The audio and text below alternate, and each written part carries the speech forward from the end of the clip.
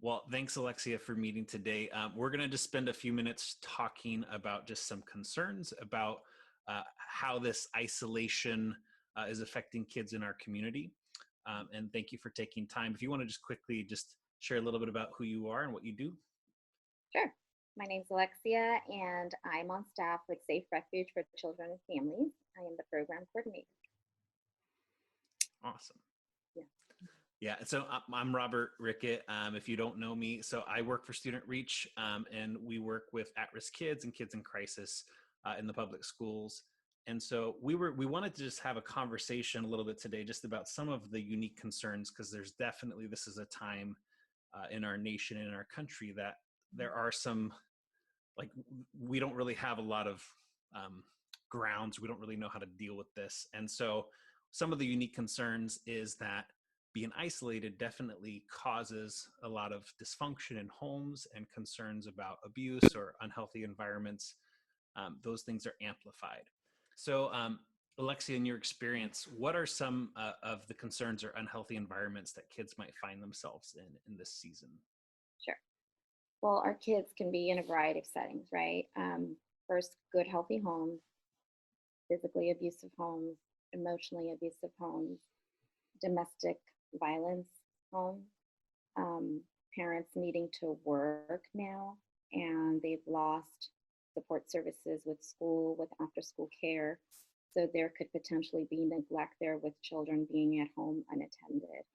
Um, there are parents that have mental health challenges, and with mental health care not easily accessible right now, they could be off medications or struggling with getting their medications.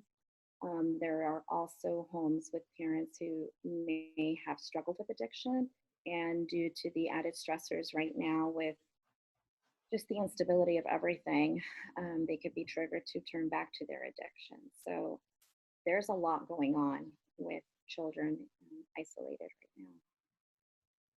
And I know for you guys and for us, there's definitely a huge concern for safety for kids. Um, and so when I think about times like this, it's actually kind of triggering for me. It reminds me a lot of just my childhood. And I grew up in a home that was, from the outside looking in, everyone would say, oh, this is a single mom working hard and she's doing well. Not everyone understood exactly what was kind of going on in our home. And you know, not to get into all of the details, but there was definitely a fair amount of dysfunction and some traumatic experiences that we had growing up that had a big impact on our lives and on our safety. I dealt with a lot of depression as a kid, junior high through high school, um, and a lot of times I feel very lucky to have the community I had that really kept me alive and kept me going in a lot of ways. But my fear is that there's a lot of kids who don't have a healthy community. And as much as I was isolated at home being homeschooled, Yeah. like my going to church was like a big thing for me. Like I Mhm. had some healthy people to be around, but that was like only once a week. So a lot of my week just felt like waiting till the next weekend or the next time that I could get out of my house. And I could just imagine that students who are not able to see anybody, if they are in an unsafe environment, how incredibly terrifying that might be for them. Or even if it's not, you know, um, an abusive or incredibly dysfunctional environment, just the emotional wear that that can have on them. I Right. just think about kids being their sports are taken away or all these other things that they've kind of wrapped their whole identity in. Now they don't have that and they're trying to figure out who they are right now in this time. Mhm. Right. That's a good point that even in healthy, supportive environments, homes, the stress level is still very high. I mean, I'm speaking to my girlfriends, and it's hard right now. It's hard being a parent. And now parents have that added stress of having to homeschool their children. That's that's very difficult right now for a lot of parents. They're not necessarily equipped. Um, they have job, food insecurity, just real issues that they're dealing with. And to have the mindset now to educate their child is really hard. Yeah. Yeah, for sure. And that's the thing, is that we're trying to, ever since we've been in this isolation, I've been trying to wrap my head around, like, how do we, as a community, help those who are vulnerable, Mm, not just people like, because no, doesn't seem like a lot of people are talking about this vulnerability. Everyone's talking about the health crisis of our country, which is important and we should be, but there's this whole other vulnerability of, now that we've impacted people's homes, obviously paying for rent, things like that, the financial instability is a challenge. But what about homes that were just a little bit dysfunctional and now they're really dysfunctional? yep. um, how do we help those kids as a community, especially now that I can't just go over to their house and check in on them, or I can't just see them at church on Sunday or something like that? I think if I can say it as simple as possible, it's to reach out. Don't assume that someone else is doing it because likely they are not. And even if they are, that's fine, but don't assume someone else is doing it. Just reach out. Um, yeah. Yeah, no, I agree with that 100%, because I think anytime you're going through something, and you're going through a difficult season in your life, we want to know that we're not alone, right? And Yeah. so sometimes when I'm talking to my students and telling my story, I feel like I can feel when I'm connecting with the student, because they're like aligning and they're making the connection. They're like, oh, they've gone through something similar. Yeah. And just knowing that we're not in this alone can be really, really empowering and hopeful. And just, Mhm. getting a call from somebody who maybe you don't normally get a call from, that Yeah. you care about. This is a point that I tell people all the time. Like, when you're a kid, um, you don't label your mentors as mentors, right? Mhm. Like, if there's healthy, caring adults in your community, Mhm. kind of For that aunt or uncle, like, you just think of them as your friends. Yeah, they're the cool people in your life, Yeah. right? Mhm, mhm. But those are people who have so much power to really give us hope and to speak into our lives. So, if there's people who are like that, and have relationship with students right now, man, a call could be huge, or a text, or A call, a checking in text, on somebody. video, face-to-face contact, I think is really important. Yeah. Just video chatting, FaceTime, obviously with some parameters, making sure it's age appropriate, the whole gender Yes. thing, checking in with the parent. I'm a firm believer of, in order to help the at-risk population, we need to pour into the parent. And so I would go try to reach out to their home life. Who's at home? Mom, dad? Is it a single mom? Is it grandparents right now? Because of the opioid epidemic, we have so many grandparents raising Hmm. their grandchildren as children. And um, anyway, is there a support system in place? Just checking in with the family. Use this opportunity to get to know the caregiver. Is everything okay? How can I be there for you? Just building a relationship, because you think about it, the child's circumstances may not change and you can influence that child, but the more you're pouring into the caregivers and the adults, that's where the change is going to happen. And so that's a whole other level. But I'm a firm believer of just pouring into the parents, because that's usually where the relational trauma, the issues are. And so offering support to the parents is going to ultimately help the child. I think that's a really good point, because I think we're often intimidated to, like, Mhm. insert ourselves or to butt into someone else's business. But I think back on my own life, and, like, I feel so grateful to certain people who kind of, like, um, you know, reached out to my mom and offered her support. My mom was a single mom Yeah. for 9 years, and so just going through that whole season was so hard. And so Mhm. the so many people that really kind of butted in, not in a rude way or anything, but just offered that extra support. It was like a lifeline. Yeah. And I even think now, like post pandemic, right? Those kids that are coming to mind right now, whether it's a youth or a child, and you're worried and concerned, man, extend hospitality to that family once this Yeah. is over. Open up your home. Yeah, just open up your home to this family, because they need that contact. The parents need the encouragement. They need to know, we don't know their background, their history. And you know that trauma repeats itself, it's generational. So Hmm. unless the parent is getting the support, the help that they need, chances are that child's life may not change a whole lot. So the more we can support the parent, the healthier environment we're helping support for the child. Yeah, that's huge. I think we have to look at the family as a whole, and I think Mhm. most parents who are, like, I look at my life, my mom tried her best. She was doing the best she could with the tools she had. She loved us. And so, I look at my childhood and I'm like, man, if she had better tools, or if Right. she had more support, um, not that we didn't have any support, and the support we had was definitely life saving in a lot of ways. But if we had more of that support, I think it's interesting that this whole season is kind of shining a light on how disconnected people really, really are. Yeah, yeah, for sure. I know when I became a CASA, I'm a CASA volunteer, which is a court appointed special advocate for a child who's in the foster care system.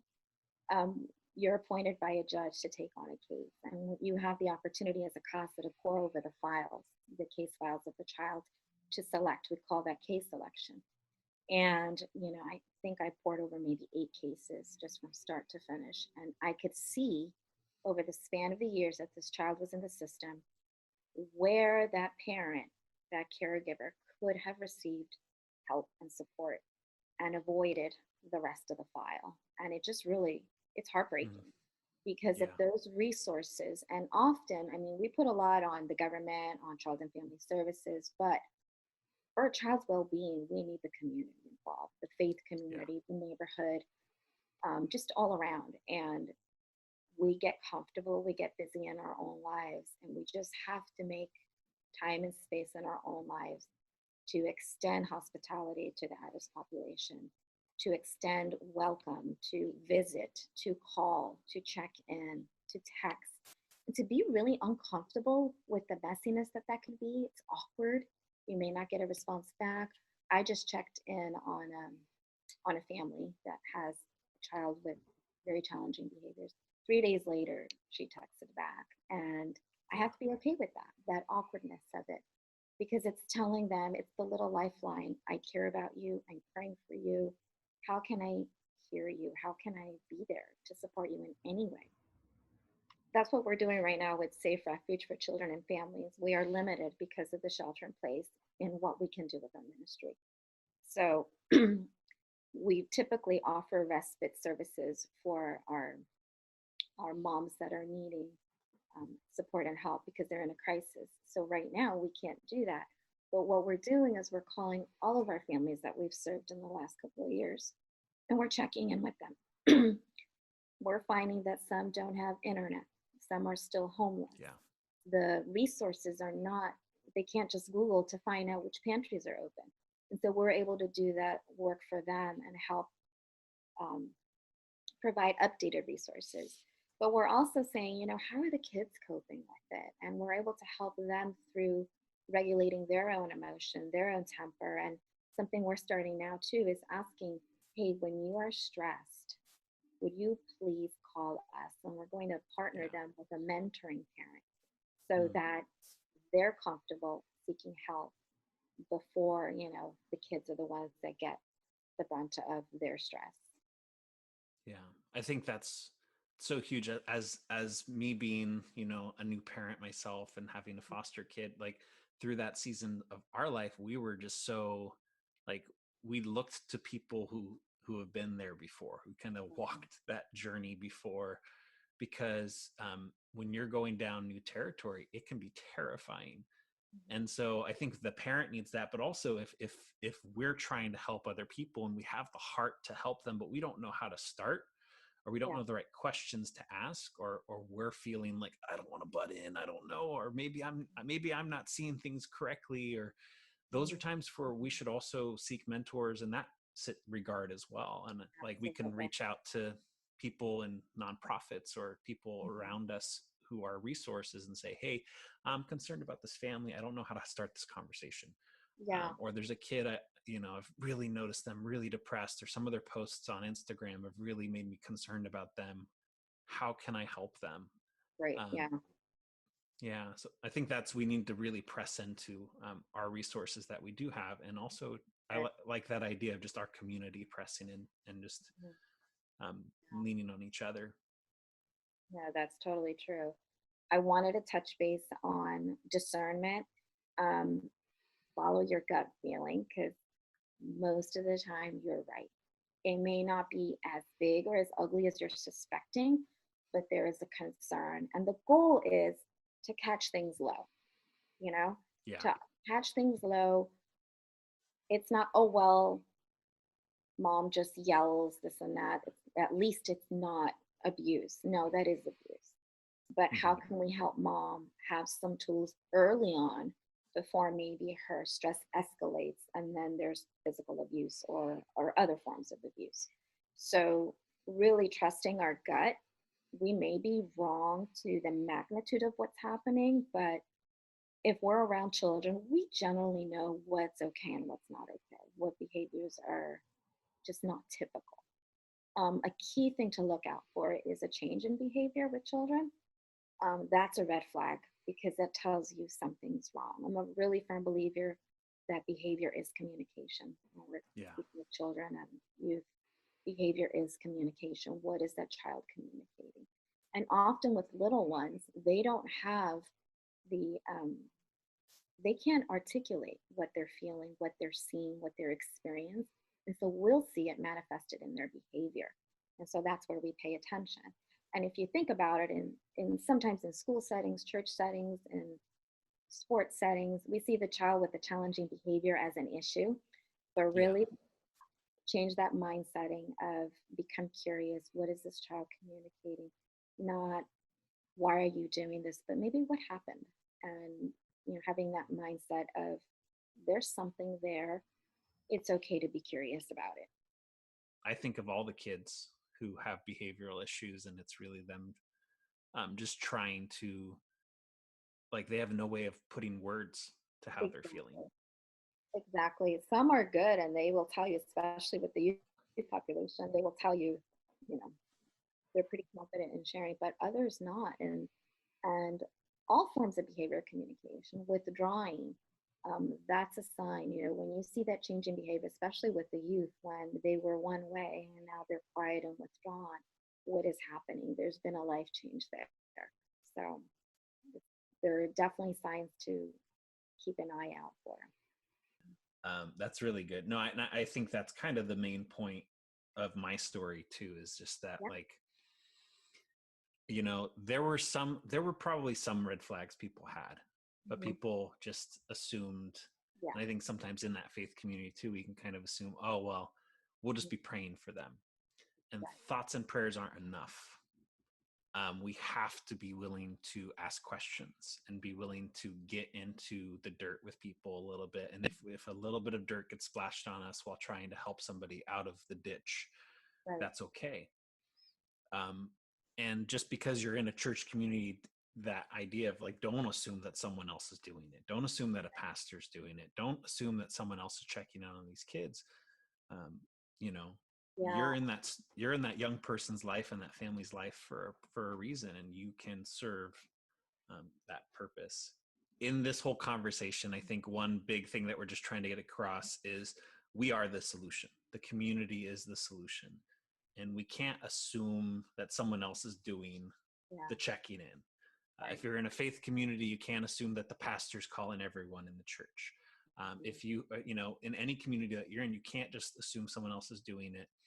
And sometimes you may not feel like you have the relationship or the trust or the rapport with a young person or with a parent. But one way to build rapport is to share your story. I think about this all the time when I'm talking with kids. Like someone said this once, that stories of our success build walls, but stories of our struggle and our failure build bridges, and it Mm-hmm. builds connection. So when you're thinking about a family or a person who's just really going through something, or you're concerned, reach out and just talk. Tell them, hey, this is a time I struggled. If you don't feel like you're quite there yet to have them open up to you, just build relationship, be someone who cares about them, and share your story. Mm-hmm. I read a quote. I'd really want to share this because I think it sums up so much. We cannot let this health pandemic become a child abuse pandemic. And I think it was a sheriff from Harris County in Houston who said that. I thought, wow, that's so true as it's growing right now. All these, everything that's happening, it's like the perfect storm for child abuse to happen in homes right now. And we have to pay attention to it just as we are looking at the health pandemic, looking at the potential abuse pandemic. Organizations all across the country are deeply concerned about what's to happen and what is already happening. There's a spike in calls in some areas, it's 30%. In other areas, there's a decline because most of those calls were coming from schools. And so there's really no consistency across the country as I was looking into that. Yeah, it's definitely something that we can be the solution. We can reach out to those resources, whatever those resources are. If you don't know the resources, ask somebody else. Yeah. We'll have some links here as well for resources that you can reach out to. If you know either of us or you know anyone who works for a nonprofit that works with kids, odds are they have resources. Absolutely. Mm-hmm. And just reach out and say, hey, I'm concerned. I don't know what to do. What do you think? Because that's the one thing we can do right now. It's easy to focus on all the things we can't do. One of the things we can do, and I will, being honest too, working in a nonprofit, like this isn't really a season where we're working less. A lot of times I think a lot of us are putting definitely more hours, Mm-hmm. trying to just solve the new problems, identify the new problems and trying to solve them. But I'm hoping this is a time where we can all really work together more as well and collaborate as more. Yeah, no, I love that. Mm-hmm. Yeah. Well, thank you so much for your time. This video is a little longer than I anticipated, but I'm really hoping that this will start a conversation with everyone who watches. Sure thing. Thanks, Robert. Thanks, Alexia.